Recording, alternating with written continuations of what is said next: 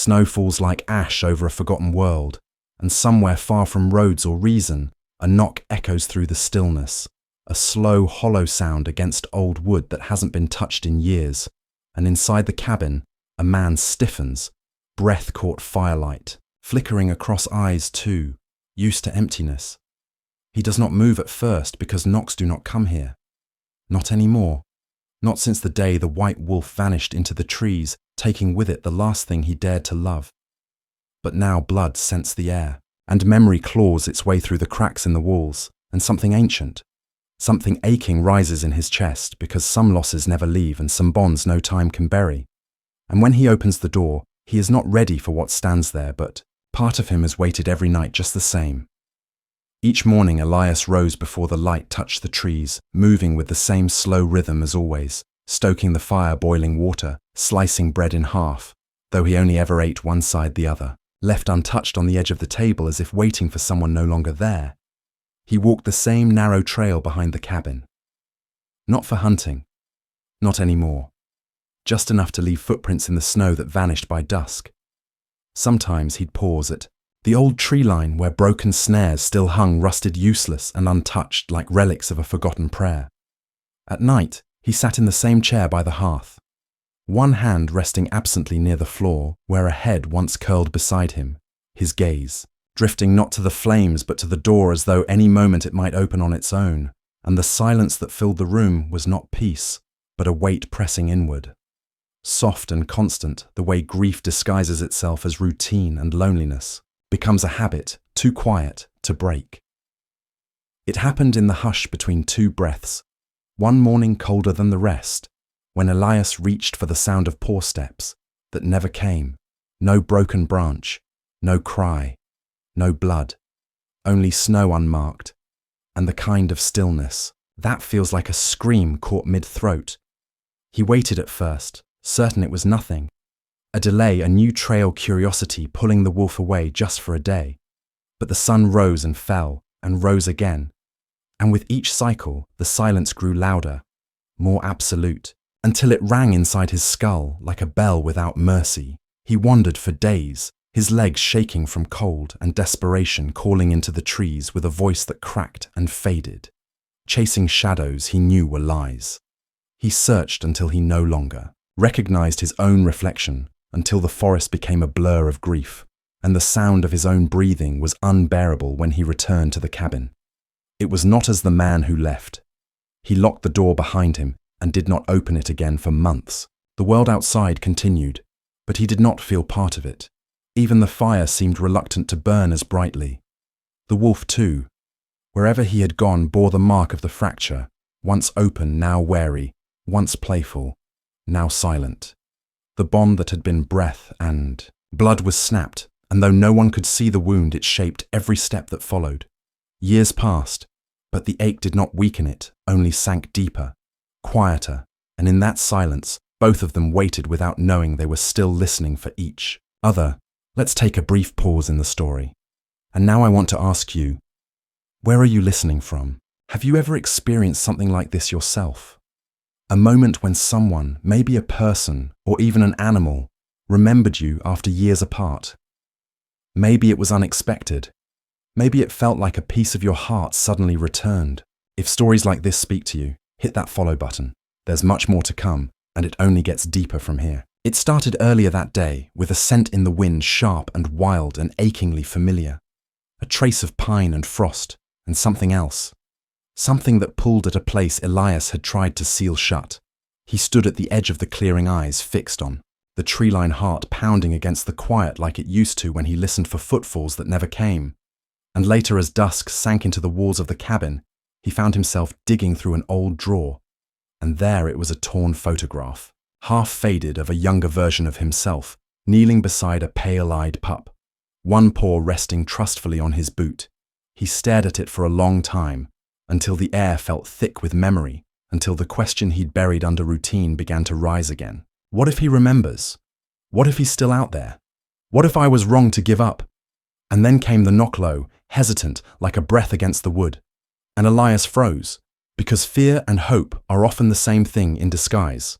His fingers brushed the doorknob cold as iron, and for a moment he thought about not opening it, about turning away, retreating back into the safety of silence. But something deeper, something older moved through him, the same instinct that once made him stay up all night beside. A wounded cub. He turned the handle slowly, and when the door opened to that blood-covered figure in the snow, everything he thought he'd forgotten rushed back at once, not just memories but muscle and breath and ache, and before he could stop himself, he whispered the name that had never truly left him, and in that single moment the past cracked open and something like life reached through it. For a long moment they only stared at each other, the man and the wolf snow spiraling between them like breath. Held in time, Elias stood motionless, the door wide open, cold, rushing past him. But he didn't feel it. All he could see were those eyes, not just pale, but familiar. Eyes that once glowed with mischief, then vanished into the wild, now dulled with pain, but carrying something deeper, something that stopped his heart because it knew him. And when the wolf stepped forward, unsteady, bleeding, Elias didn't move. He couldn't. His hands trembled, not from fear, but from recognition. Slow and careful. The wolf lowered, its head just slightly the way it used to, before curling beside the fire as a pup, and something broke open inside Elias. His breath caught like it hadn't in years, the ache in his chest giving way to something too big to name. Then the wolf collapsed, not with drama, but with trust, pressing its weight against Elias's legs, as if to say, I found my way back. And only then did Elias fall to his knees, arms wrapping instinctively around the matted fur, the blood, the exhaustion burying his face into the familiar scent of wild and ash and memory. He whispered something. Not even he understood. And the wolf let out a sound low and hoarse, and old, like something pulled from deep inside silence. Followed, but it wasn't empty. It was full of years, full of what had gone unsaid, full of everything they'd both carried alone, and now laid between them like an offering.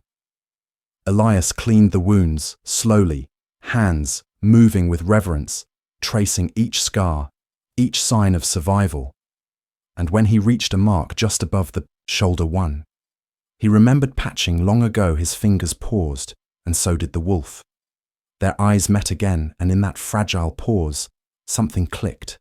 Not like a discovery, but a return.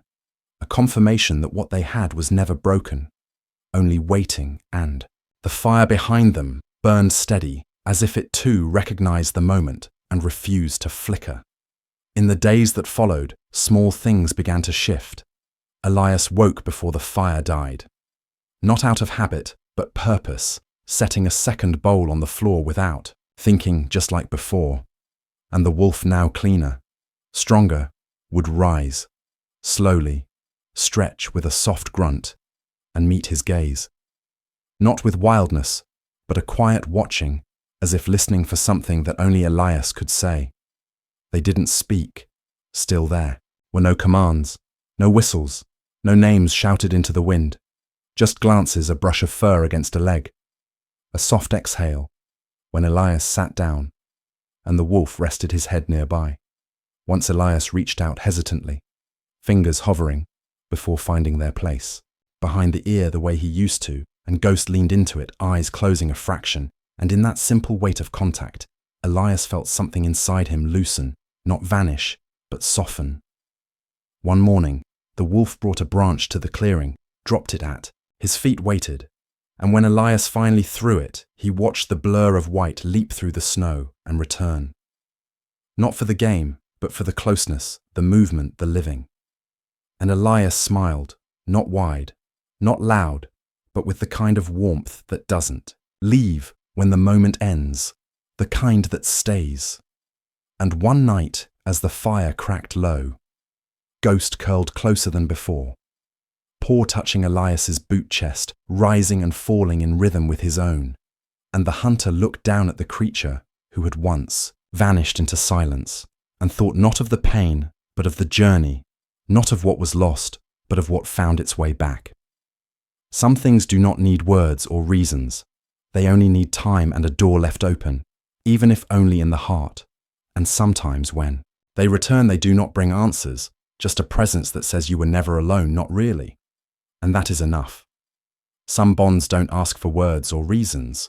They survive in silence, buried beneath years of snow and absence, waiting with the quiet patience of something that never stopped believing. This wasn't just a return, it was a remembering of who they were, of what they had.